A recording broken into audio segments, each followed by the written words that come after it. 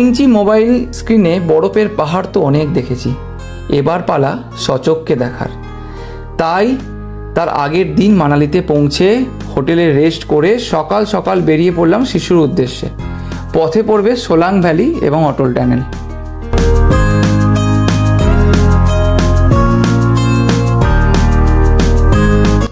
যেদিন আপনারা শিশু এবং অটল টানেলকে রাখবেন আপনাদের ভ্রমণে, সেদিন চেষ্টা করবেন যত সকালে সম্ভব বেরিয়ে পড়ার, কারণ এই দিনে রাস্তায় জ্যাম কিন্তু আপনার সময় নষ্ট করতে পারে।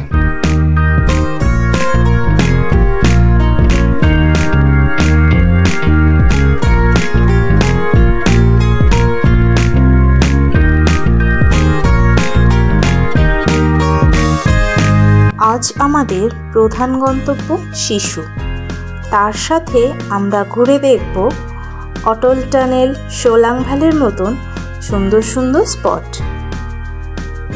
গাড়ি যত সামনের দিকে এগোচ্ছিল ততই আমাদের গন্তব্য কাছে আসতে শুরু করলো।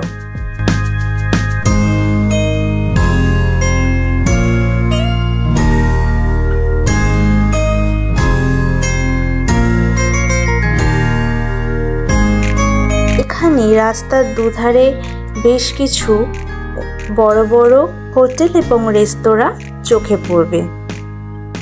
পাহাড়ের উপরে এত সুন্দরভাবে এই হোটেলগুলোকে যে নির্মাণ করা হয়েছে সেগুলো সত্যিই আশ্চর্যের।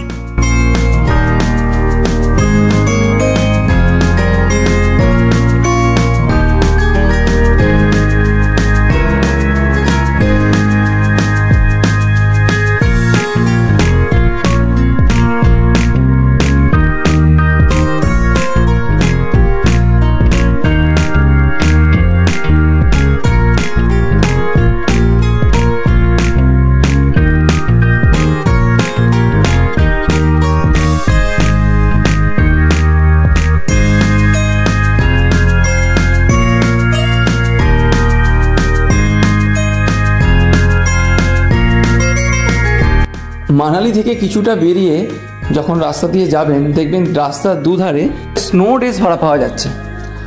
আপনারা যে কোনো একটা কাউন্টার থেকে স্নো ডেজ ভাড়া নিতে পারেন, তবে প্রথম দিকে না নিয়ে যত পারবেন শেষের দিকে বা স্পটে গিয়ে ভাড়া নিতে, তাহলে স্পটের পরিস্থিতি দেখে আপনি সমস্ত রকম ড্রেস ভাড়া নিলে সুবিধা হবে।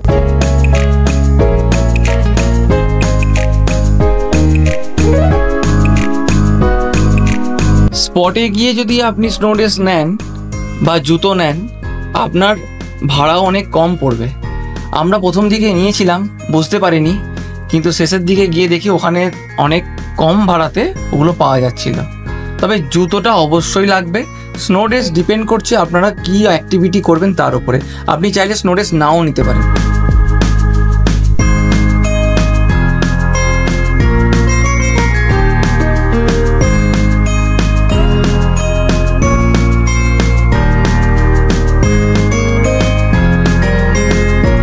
গাড়ি কিছুটা আগানোর পর রাস্তার পাশে যত্রতত্র পড়ে থাকা বরফ আমাদের দৃষ্টি আকর্ষণ করল। এতদিন যে দৃশ্যগুলো শুধুই কল্পনার ছিল, আজ সেগুলো বাস্তবে রূপ নিচ্ছিল।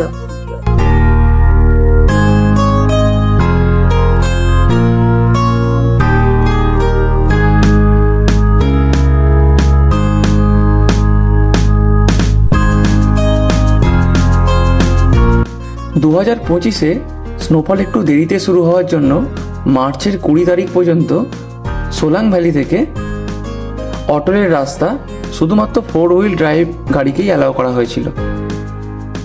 আমাদের ভাগ্যটা খুব ভালো, তাই 21শে মার্চ থেকে যেহেতু সমস্ত রকম গাড়িকে অ্যালাউ করছে অটল টানেল শিশু পর্যন্ত যাওয়ার জন্য, তো আমাদের এখানে খরচটা কিছুটা হলেও কমেছে। যদি 4 হুইল ড্রাইভ গাড়িতে আপনি যেতে চান, তাহলে সোলাং ভ্যালি থেকে আপনার এই গাড়ি রেখে আবার নতুন করে আপনাকে কোনো গাড়ি হায়ার করতে হবে 4 হুইল ড্রাইভ, তবেই আপনি যেতে পারবেন। এক্ষেত্রে খরচ অনেক বেশি হবে।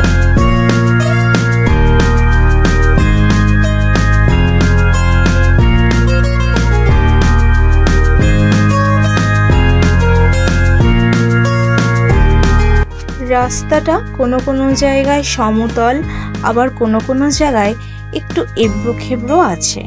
কারণ এই সমস্ত রাস্তাগুলো যখন প্রচুর পরিমাণে স্নোফল হয় তখন রাস্তাগুলো বন্ধ হয়ে যায় এবং দীর্ঘ সময় বরফের নিচে এই রাস্তাগুলো চাপা পড়ে থাকে।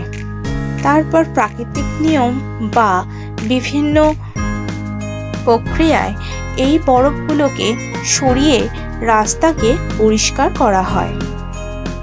তাই হয়তো জায়গায় জায়গায় রাস্তাগুলো কিছুটা ক্ষয়ক্ষতি হয়েছে।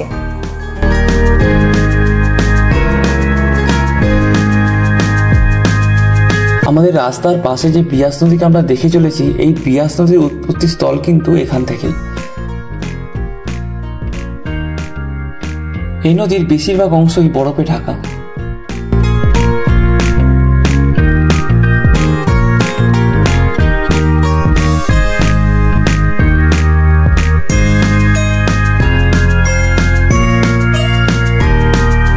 গাড়ি কিছুটা আগানোর পর যে সমস্ত বরফ পাহাড়গুলি আমরা দূর থেকে দেখতে পাচ্ছিলাম সেগুলি ধীরে ধীরে খুব কাছে এসে পড়ল।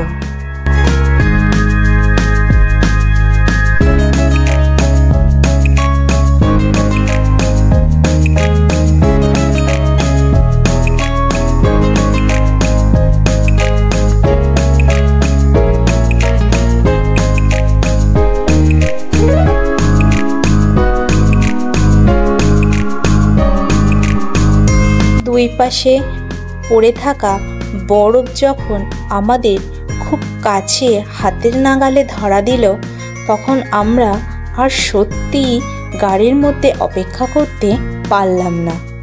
তখন মনে হচ্ছিল যে কোনো একটা জায়গায় নেমে পড়ে এই বরফের সৌন্দর্য উপভোগ করি।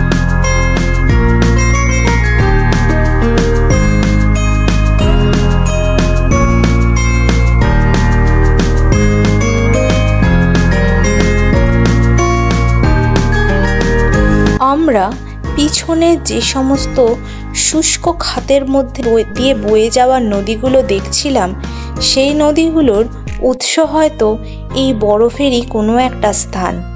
এই বরফগুলো যত বেশি গলতে থাকবে তত ওই নদীর গতিবেগেরও পরিবর্তন হবে। আপনারা যদি কিছুদিন পর আসেন, মানে মে জুন মাসে, তাহলে এখানে হয়তো এত বরফ দেখতে পাবেন না।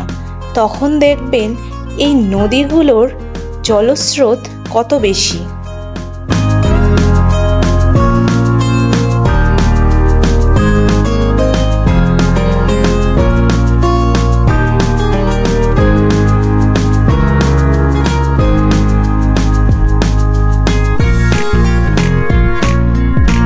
হাই অল্টিটিউড ট্রাভেলের ক্ষেত্রে শরীরের বিভিন্ন রকম সমস্যা দেখা যায়। সেজন্যই অবশ্যই হাতের সামনে কর্পূর, অক্সিজেন ক্যান, এছাড়াও বিভিন্ন রকমের ডাক্তারের প্রেসক্রাইব করা ওষুধ সাথে রাখবেন।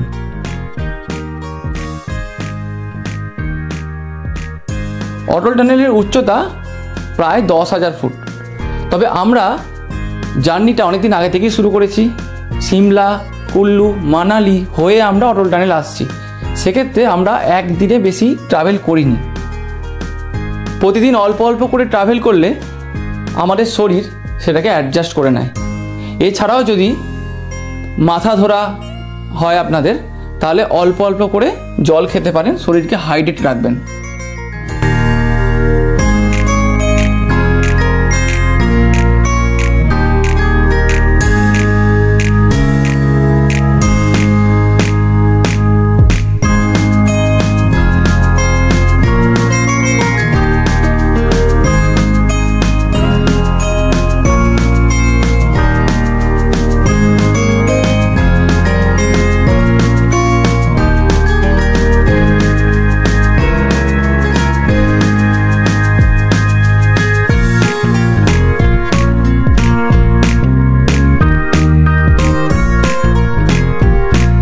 প্রথম আমার একসাথে এত বড় এত কাছ থেকে দেখা।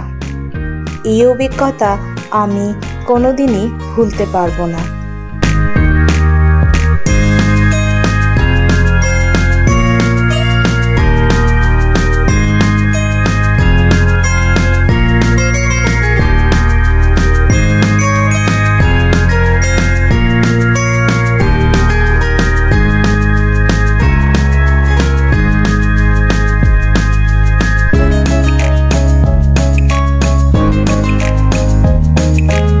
আমরা এসে পৌঁছালাম পৃথিবীর সবথেকে দীর্ঘ হাই অল্টিটিউড টানেলে, নাম অটল টানেল। অটল টানেল নামটি এসেছে আমাদের পূর্ব প্রধানমন্ত্রী অটল বিহারী বাজপেয়ীর নাম অনুসারে। 2020 সালের 3 অক্টোবর এই টানেলটি উদ্বোধন করা হয়। এই অটল টানেলের জন্যই প্রবল শীতে যখন রোহতাং পাস বন্ধ হয়ে যায়, তখন রোহতাং পাসকে বাইপাস করে লে লাদাখ পর্যন্ত এই টানেলের মাধ্যমে পৌঁছে যাওয়া যায়। 10,000 ফুট উপরে অটল টানেল প্রায় 9 কিলোমিটার লম্বা। আপনার যেতে বেশ টাইম লাগবে। এই টানেলের মধ্যে রয়েছে অত্যাধুনিক ব্যবস্থা, যেমন semi transverse ventilation, emergency escape tunnel, CCTV surveillance, এছাড়াও public announcement system. North portal দিয়ে বেরোনোর দৃশ্য মুখে বলার নয়, শুধুই দেখার। बनाती है जो तू वो यादें जाने संग मेरे कब तक चले, इन्हीं में तो मेरी सुबह भी ढले शाम ढले मौसम ढले, ख्यालों का शहर तू जाने तेरे होने से ही आबाद है, हवाएं हक में वही है आते जाते जो तेरा नाम ले देती है जो सदाएं। हवाएं हवाएं न जाने क्या बताएं, हवाएं हवाएं ले जाए तुझे कहाँ, हवाएं हवाएं ले जाए मुझे कहाँ, हवाएं हवाएं ले जाए जाने कहाँ, न मुझको खबर न तुझको पता। অটল টানেলের নর্থ পোল, সত্যি বলছি নিজের চোখকে বিশ্বাস করতে পারিনি। চারিদিকে তাকিয়ে মনে হচ্ছে জীবন যেন সার্থক। এই প্রকৃতিকে দেখার উদ্দেশ্যেই তো সুদূর সমতল থেকে 2000 কিমি পথ পাড়ি দিয়ে মানালি আসা।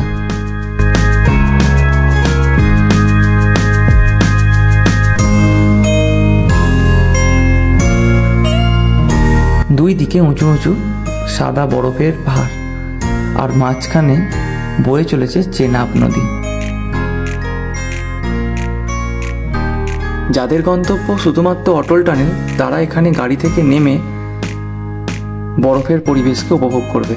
কিন্তু যেহেতু আমরা শিশু যাব, তাই আমাদের এখান থেকে খানিকটা সামনের দিকে যেতে হবে।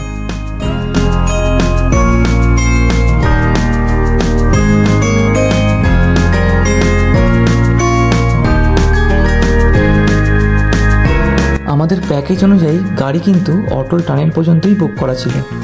আমরা এক্সট্রা 1000 টাকার বিনিময়ে আমাদের ট্যুরটা শিশু পর্যন্ত এক্সটেন্ড করেছিলাম।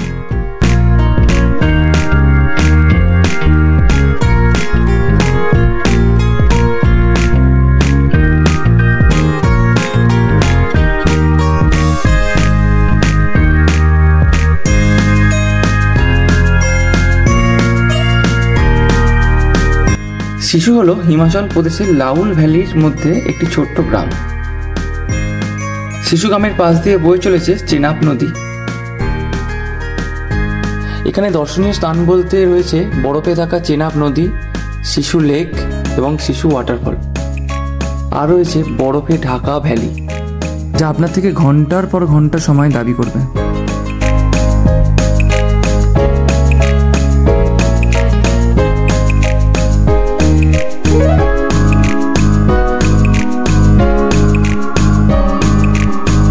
আমরা এসে গেলাম শিশু ভ্যালি। মেন রাস্তা থেকে বাঁ দিকে কিছুটা নেমে গিয়েই চলে আসবে আমাদের স্পট। আমাদের ভিডিওটা যদি ভালো লেগে থাকে, আপনারা অবশ্যই লাইক, শেয়ার এবং সাবস্ক্রাইব করবেন। ভিডিওগুলো কেমন লাগছে এবং যদি কোনো প্রশ্ন থাকে অবশ্যই কমেন্ট করে জানাবেন।